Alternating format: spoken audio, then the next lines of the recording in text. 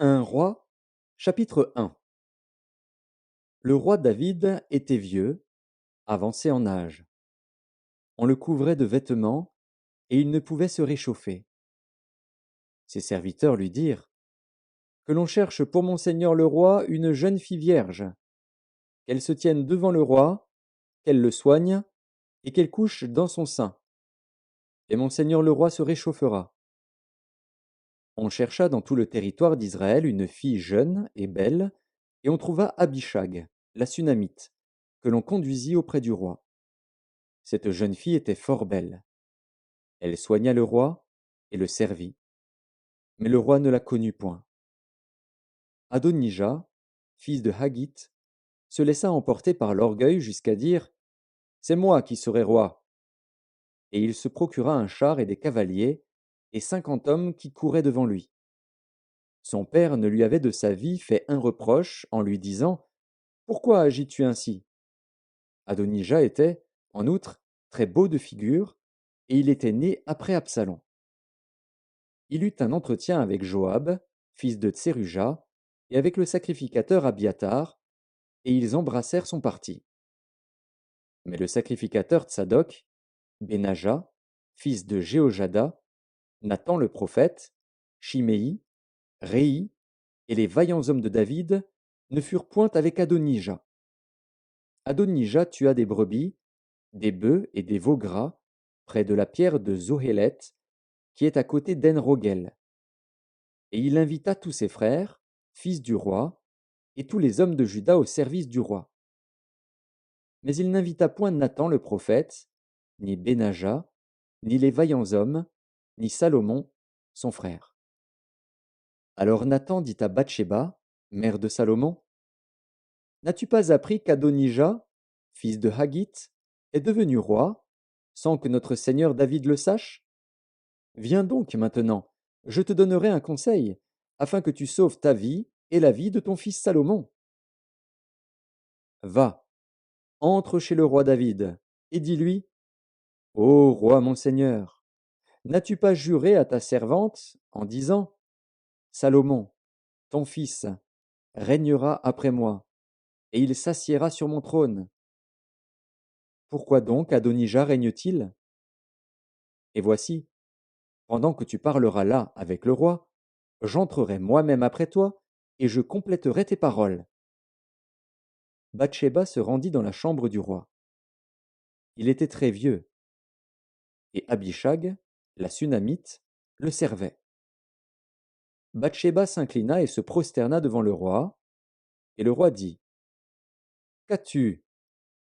Elle lui répondit, Mon seigneur, tu as juré à ta servante par l'Éternel, ton Dieu, en disant, Salomon, ton fils, régnera après moi, et il s'assiera sur mon trône. Et maintenant voici, Adonija règne, et tu ne le sais pas, ô roi mon seigneur. Il a tué des bœufs, des veaux gras et des brebis en quantité, et il a invité tous les fils du roi, le sacrificateur Abiatar, et Joab, chef de l'armée, mais il n'a point invité Salomon, ton serviteur. Ô roi mon seigneur, tout Israël a les yeux sur toi, pour que tu lui fasses connaître qui s'assiera sur le trône du roi mon seigneur après lui. Et lorsque le roi mon seigneur sera couché avec ses pères, il arrivera que moi et mon fils Salomon nous serons traités comme des coupables. Tandis qu'elle parlait encore avec le roi, voici, Nathan le prophète arriva. On l'annonça au roi en disant, Voici Nathan le prophète. Il entra en présence du roi et se prosterna devant le roi, le visage contre terre. Et Nathan dit, Ô roi mon seigneur, c'est donc toi qui as dit, Adonija régnera après moi, et il s'assiera sur mon trône. Car il est descendu aujourd'hui, il a tué des bœufs, des veaux gras et des brebis en quantité, et il a invité tous les fils du roi, les chefs de l'armée et le sacrificateur Abiatar. Et voici, ils mangent et boivent devant lui, et ils disent, Vive le roi Adonija! Mais il n'a invité ni moi, qui suis ton serviteur, ni le sacrificateur Tsadok, ni Benaja, fils de Jéhojada, ni Salomon, ton serviteur. Est-ce bien par ordre de mon seigneur le roi que cette chose a lieu, et sans que tu aies fait connaître à ton serviteur qui doit s'asseoir sur le trône du roi mon seigneur après lui? Le roi David répondit, appelez-moi Bathsheba. Elle entra et se présenta devant le roi. Et le roi jura et dit, l'Éternel qui m'a délivré de toutes les détresses est vivant, ainsi que je te l'ai juré par l'Éternel, le Dieu d'Israël, en disant, Salomon, ton fils, régnera après moi, et il s'assiera sur mon trône à ma place, ainsi ferai-je aujourd'hui. Bathsheba s'inclina le visage contre terre, et se prosterna devant le roi. Et elle dit, vive à jamais mon seigneur le roi David. Le roi David dit, appelez-moi le sacrificateur Tsadok, Nathan le prophète, et Benaja, fils de Jéhojada. Ils entrèrent en présence du roi. Et le roi leur dit, prenez avec vous les serviteurs de votre maître. Faites monter Salomon, mon fils, sur ma mule, et faites-le descendre à Guillon. Là, le sacrificateur Tsadok et Nathan le prophète loindront pour roi sur Israël. Vous sonnerez de la trompette, et vous direz, vive le roi Salomon! Vous monterez après lui, il viendra s'asseoir sur mon trône, et il régnera à ma place. C'est lui qui, par mon ordre, sera chef d'Israël et de Juda. Benaja, fils de Jéhojada, répondit au roi, Amen. Ainsi dise l'Éternel, le Dieu de mon seigneur le roi. Que l'Éternel soit avec Salomon comme il a été avec mon seigneur le roi, et qu'il élève son trône au-dessus du trône de mon seigneur le roi David. Alors le sacrificateur Tsadok descendit avec Nathan le prophète, Benaja, fils de Jéhojada, les Kérétiens et les Pélétiens. Ils firent monter Salomon sur la mule du roi David, et ils le menèrent à Guillon.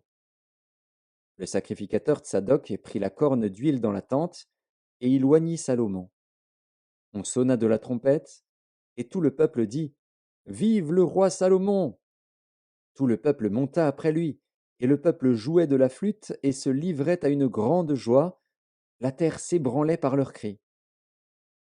Ce bruit fut entendu d'Adonija et de tous les conviés qui étaient avec lui, au moment où il finissait de manger. Joab, entendant le son de la trompette, dit, pourquoi ce bruit de la ville en tumulte?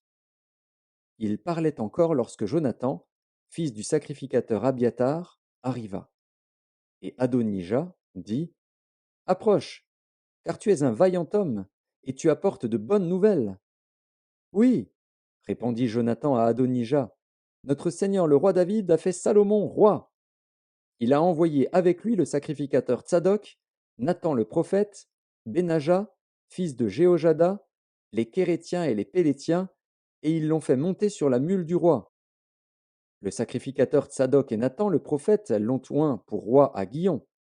De là, ils sont remontés en se livrant à la joie, et la ville a été émue. C'est là le bruit que vous avez entendu. Salomon s'est même assis sur le trône royal. Et les serviteurs du roi sont venus pour bénir notre Seigneur le roi David, en disant, que ton Dieu rende le nom de Salomon plus célèbre que ton nom, et qu'il élève son trône au-dessus de ton trône. Et le roi s'est prosterné sur son lit. Voici encore ce qu'a dit le roi, béni soit l'Éternel, le Dieu d'Israël, qui m'a donné aujourd'hui un successeur sur mon trône, et qui m'a permis de le voir. Tous les conviés d'Adonija furent saisis d'épouvante. Ils se levèrent et s'en allèrent chacun de son côté. Adonija eut peur de Salomon. Il se leva aussi, s'en alla, et saisit les cornes de l'autel. On vint dire à Salomon, voici, Adonija a peur du roi Salomon, et il a saisi les cornes de l'autel, en disant, que le roi Salomon me jure aujourd'hui qu'il ne fera point mourir son serviteur par l'épée. Salomon dit, s'il se montre un honnête homme, il ne tombera pas à terre un de ses cheveux. Mais s'il se trouve en lui de la méchanceté, il mourra. Et le roi Salomon envoya des gens qui le firent descendre de l'autel. Il vint se prosterner devant le roi Salomon, et Salomon lui dit: Va dans ta maison,